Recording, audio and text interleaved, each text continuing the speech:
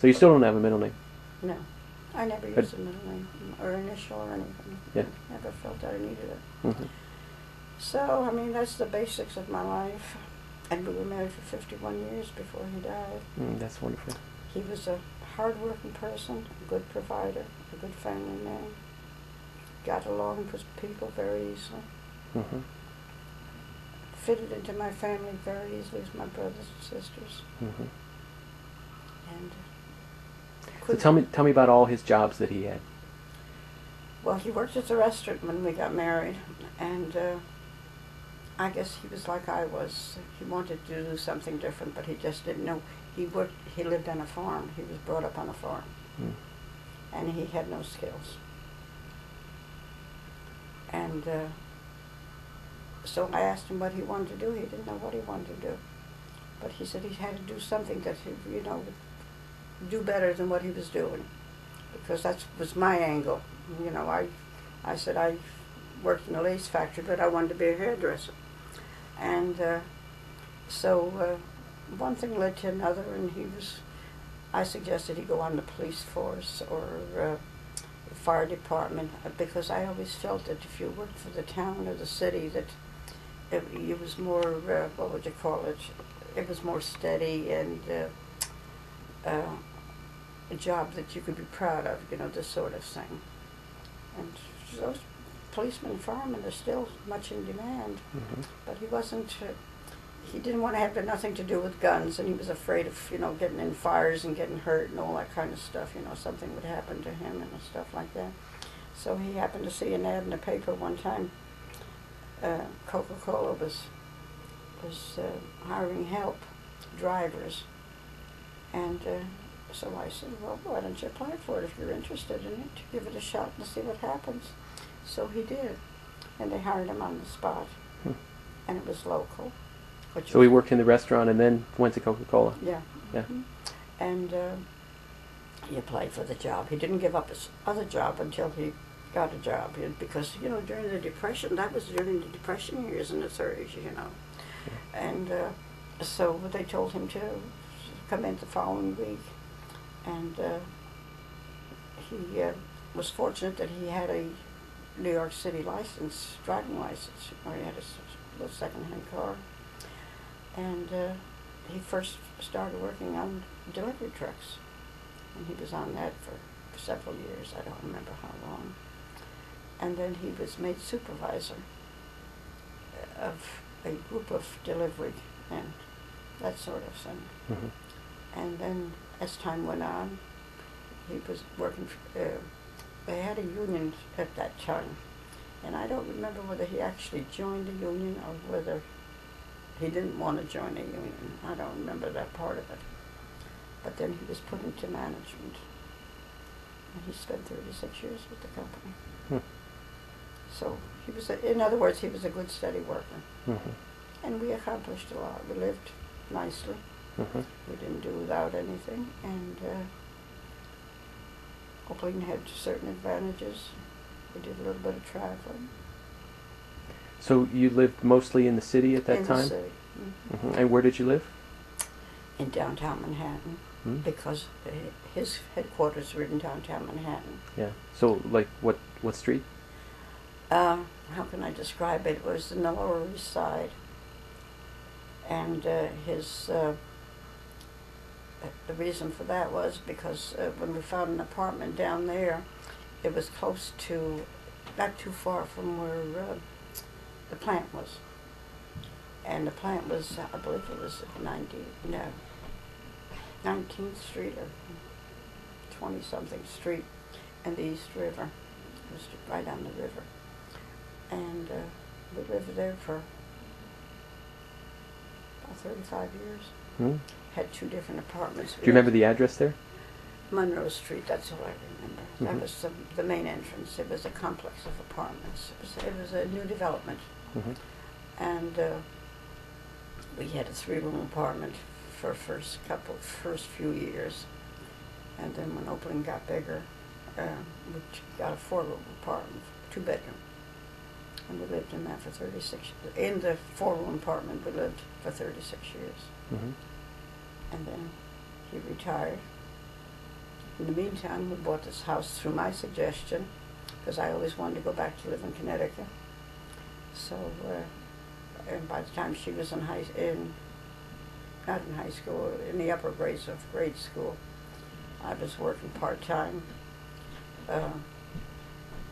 while she was in school. And then as she got older, I went to work full-time. I worked for Macy's for about 9 years. Mm-hmm. Macy's downtown? 34th Street, Mm-hmm. the main headquarters. Mm-hmm. And so by that time, of him being a little older than I was, and of course he was at the company for a good many years, it was my suggestion that we should plan on something, and if, when he retired, I wanted to go back to live in Connecticut. Mm-hmm. And that's how we happened to buy the house in Connecticut. And we bought the house in the 50s, and we didn't move there until the 70s. We had the house almost 20 years before we moved it. But we used it weekends. Yeah. And this way, by us going up to Connecticut weekends, my family could all come up to visit me, because my two sisters continued on living. They got married, both of them. My brother, too. They continued on living in Connecticut. So they used to all come up to our place every weekend, and we'd get together. That's great. And we had the house over 20 years before we sold it. Mm-hmm. So tell me about Opaline. When was she born? She was born on January 20th, which was Roosevelt's second inauguration day, because my doctor told me I should name her Eleanor, and I said I didn't like that. And she was born January 20th in 1937, and I had trouble with her eyes when she was born for a couple months for some reason or other. I guess they didn't do the right thing by her, and I was supposed to have a cesarean, and I was delivered by a surgeon, and there was a pediatrician downstairs in the apartments where we lived. They had business offices, like the rental office and the doctor's office and a few other, an eyeglass place and a few other things on the street floors. And she was a woman pediatrician, and anything I learned about raising a child, I learned from her, because I didn't know too much about little babies. I mean, I knew something about older children. And I could take her downstairs with my house coat on if any time there was anything wrong with her, or if she had to go for a shot or something like that. And she went to kindergarten at a public school, because the Catholic school did not have a kindergarten in the neighborhood. And she was in kindergarten when she was, I think she was 5 when she went to kindergarten. And in September, she was not quite 6, but I wanted to put her in 1st grade, and there was a Catholic school right in the neighborhood, run by nuns. And when I took her in to register her, they told me that she was too young. She had to be 6 before the end of the year, and she wasn't going to be 6 until January. And I said, well, she's been all through kindergarten. And I said, she's adjusted very well, and I've had no trouble with her, at school or anything like that. And I did volunteer work at the school with the children. It was during the war then, see. And it was in the early 40s. And so the nun that I registered her with, she said, we'll accept her if she accepts instructions with no difficulty and adjust, she can remain. Otherwise, we'll have to ask you to bring her back when she's 6 years old. Had no trouble with her at all. Mm-hmm. And she liked school, and it was convenient. It was close to home. And she, I don't remember what year she graduated from there. But as I said, we lived in the same apartment for a good many years, so she was, made friends there and all that sort of thing. Mm-hmm. And then when she went to high school, she went to an all-girls high school, Catholic school, in Greenwich Village. Mm-hmm. Had to go by year. Remember the name of the school? I don't remember what the name of it was, I don't think. Yeah, well, she'll remember. She'll probably remember it. It was part of Cathedral. Let's put it that way. It was Mhm. part of Cathedral. And So what did it cost to go to Catholic school back then? I don't really remember what it was. Maybe $15 a month or something like that. $20 a month. Yeah, I think it's about the same now. In that category, I don't remember. It wasn't a heck of a lot, that's for sure. And she didn't have to wear uniforms at the grade school, and she didn't have to wear uniforms at the high school. But at the high school, they insisted upon them wearing dark skirts and white blouses and saddle shoes, Mhm. you know, and stockings, Mhm. nylons. So that was all right by me. And when she went to high school, she went by train, by subway, and it was in Greenwich Village. And I don't know the system that St. Patrick's Cathedral had at the time, but all of the high schools were part of Cathedral, as they called it. You know, they used that expression. And when the time came when she graduated from Cathedral High, the graduation exercises were at St. Patrick's Cathedral, and all the schools in the city that was connected with Cathedral High had the graduation the same day. There was like 400 girls graduating the same day. She went to an all-girls school. Mhm. And when she was a teenager, they had tea dances. And the nuns would invite boys from the boys' Catholic schools. Mhm. And I've forgotten the names of them because I never had any dealings with them. But that's the way that was their social life. Mhm. And they had dances in the daytime. So what do you remember about Opaline as a young person? What were some of the things she liked to do? Well, I could tell you a lot of things she liked to do. She enjoyed going up to Connecticut and visiting with her cousins. And when I was working, she would want to stay with my sister Gladys, mainly because she had the younger babies. And she'd go up there and help my sister, and her and Gladys got along very well together. And she sort of took over with Gladys what I took over with them, with her and Ida.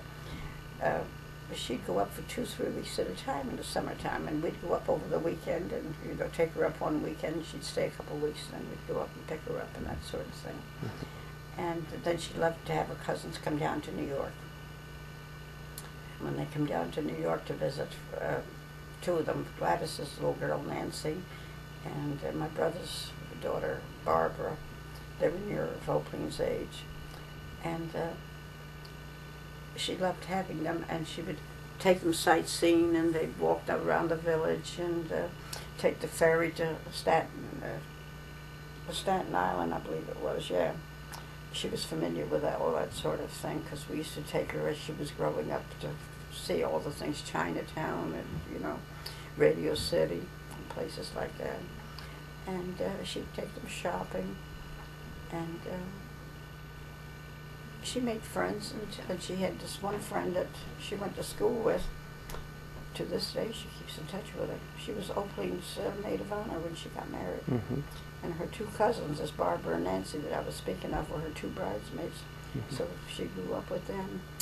And whenever she went up, and then when she got older, and one of the girls would have a birthday or a graduation party or something, she'd come home from school and, can I go, and this was prearranged, can I go up to stay with so-and-so because they're having a party, and if it's not convenient for you and Daddy to go, she said, I'll take the train up, and I can come home on a train. Of course, my neighbors criticized me for that because she had no business going on a train by herself. But I said, she goes on a subway, what difference does it make, right? Mm-hmm. So she did. She had a very independent life, and of course, as I said, and then we used to take her to Ohio frequently. We took her to Florida, and when she graduated from grade school on a trip, we stayed down there a couple of weeks.